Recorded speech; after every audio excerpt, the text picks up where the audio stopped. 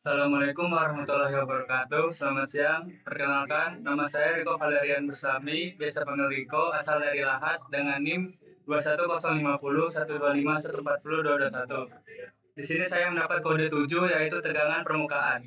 Dan di sini saya akan memaparkan materi saya yang telah saya buat.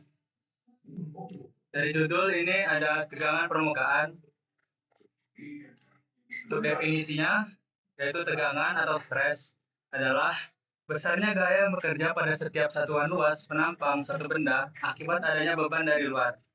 Tegangan menunjukkan seberapa besar gaya internal yang timbul di dalam material untuk menahan gaya luar sehingga material tetap berada dalam keadaan seimbang. Tegangan dapat disimbolkan sebagai ini, yaitu sigma. Dapat dirumuskan sebagai sigma sekarang F per A, di mana sigma itu tegangan dengan satuan N per M kuadrat atau Pascal. F adalah gaya dengan satuan Newton, dan A adalah luas permukaan dengan satuan meter kuadrat. Faktor yang mempengaruhi tegangan adalah besarnya gaya. Semakin besar gaya yang diberikan, semakin besar pula tegangan yang dihasilkan. Lalu, luas permukaan. Semakin kecil luas permukaan yang dikenai gaya, semakin besar tegangan yang dihasilkan.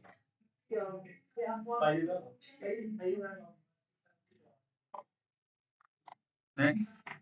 Untuk tujuan dari praktikum tegangan permukaan ini yaitu menentukan besarnya tegangan permukaan dari suatu cairan. Dasar teorinya adalah timbulnya tegangan permukaan disebabkan karena adanya gaya koalisi antara satu molekul cairan terhadap molekul lainnya. Pada percobaan ini dipakai metode tekanan maksimum gelembung. Harga tegangan permukaan Aquades dapat ditentukan dengan cara menyamakan tekanan-tekanan yang bekerja pada bejana dan manometer M dengan menurunkan air dari buret ke dalam botol Erlenmeyer E. Tekanan udara dalam pipa kapiler C menjadi besar.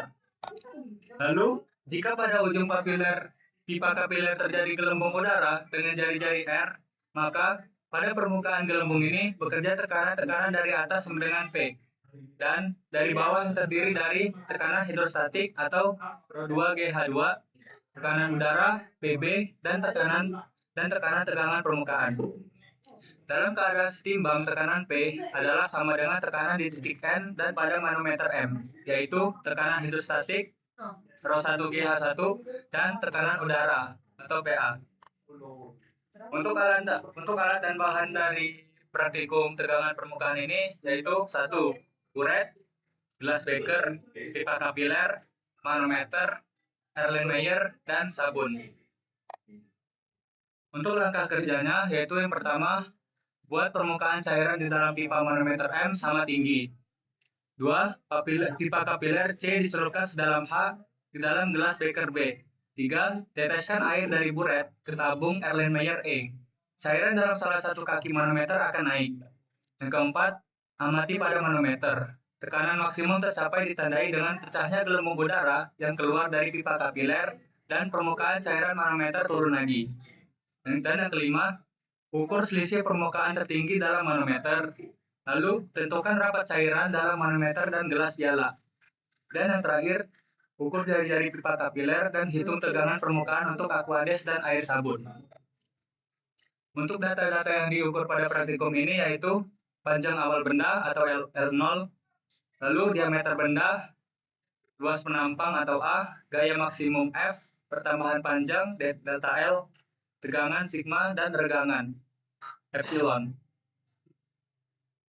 Untuk proses fisiknya, ketika suatu material dikenai gaya dari luar, di dalam material akan timbul gaya-gaya internal yang berfungsi menahan beban tersebut. Gaya internal ini menghasilkan tegangan atau stres yang tersebar pada luas penampang material. Akibat adanya tegangan, material akan mengalami deformasi atau perubahan bentuk. Selama tegangan yang terjadi masih berada di bawah batas elastis, material akan kembali ke bentuk semula setelah beban dihilangkan. Namun, jika tegangan yang diberikan melebihi batas elastis, material akan mengalami deformasi plastis sehingga bentuknya berubah secara permanen. Apabila beban terus ditingkatkan hingga melampaui kekuatan maksimum material, maka material akan mengalami retak dan akhirnya patah atau fraktur. Oleh karena itu, analisis tegangan sangat penting untuk memastikan suatu komponen mampu bekerja dengan aman tanpa mengalami kegagalan. Ada implementasi pada kehidupan sehari-hari. Yang pertama itu pada kabel jembatan gantung. Pada kabel jembatan gantung ini, dia bekerja menahan tegangan tarik akibat berat jembatan dan kendaraan yang melintas. Kabel harus memiliki kekuatan tarik yang tinggi agar tidak putus dan tetap mampu menopang beban secara aman. Lalu yang kedua ada kaki meja. Kaki meja atau kursi pun bisa, dia bisa mengalami tegangan tekan karena harus menopang berat meja, barang di atasnya maupun orang yang duduk. Material yang digunakan harus cukup kuat agar tidak mengalami deformasi atau patah. Lalu, implementasi pada dunia teknik mesin, yang pertama itu ada poros atau shaft pada mesin. Dan ini adalah gambarnya. Poros ini berfungsi untuk meneruskan putaran dan daya dari suatu komponen ke komponen lainnya. Selama beroperasi, poros mengalami tegangan akibat beban puntir dan beban lentur. Oleh karena itu, analisis tegangan diperlukan agar poros tidak mengalami retak atau patah saat digunakan. Dan yang kedua, yaitu baut dan mur pada mesin. Baut dan mur ini digunakan untuk menyambungkan berbagai komponen mesin. Saat mesin bekerja, baut dapat mengalami tegangan tarik maupun tegangan geser akibat beban yang diterima.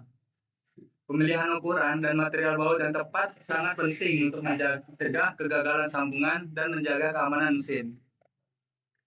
Lalu kesimpulan dari saya yaitu tegangan adalah gaya persatuan luas yang bekerja pada suatu material. Kedua, besarnya tegangan dipengaruhi oleh gaya dan luas penampang. Yang ketiga, analisis tegangan sangat penting dalam perancangan komponen teknik agar aman, kuat, dan efisien. Lalu yang terakhir, konsep tegangan diterapkan secara luas dalam kehidupan sehari-hari maupun pada bidang teknik mesin, terutama dalam desain struktur dan komponen mekanik. Baik, itu sekian dari saya. Saya akhiri. Wassalamualaikum warahmatullahi wabarakatuh.